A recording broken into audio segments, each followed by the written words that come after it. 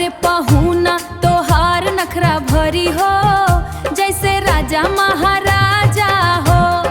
आइले ससुरारी बनल बा अधिकारी, मंगस दहेजवा जैसे चांदी हो।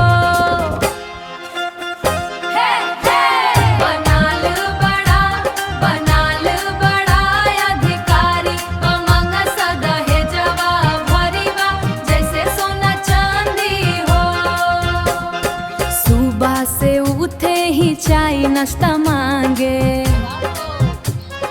दूध जलेबी पकवान सबके आगे। काहे हूँ ना खाबई तो बासी लगाता, जैसे घरवा हमार होटल के बासी खाना हो। अरे कौन बोनगा, जैसे होटल के बासी खाना हो। अरे पहुना तोहार नखरा भरी हो, जैसे राजा महाराजा हो। आइले ससुरारी बनल बा अधिकारी, मंगस दहेजवा जैसे चांदी हो।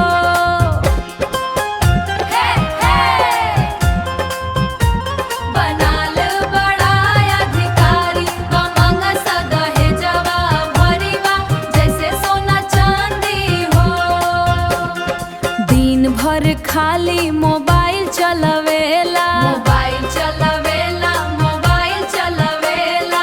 कौनो काम कहा तो मुन फुलावेला, कौनो कुछ कहा तो मुन फुलावेला। काहे हूँ तो अइले आराम करेला, जैसे जैसे हमनी के घरवा उनका रमगा हो।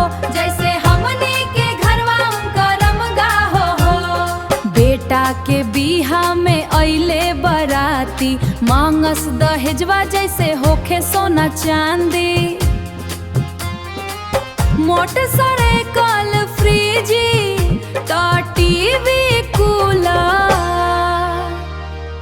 काहे ई सब ना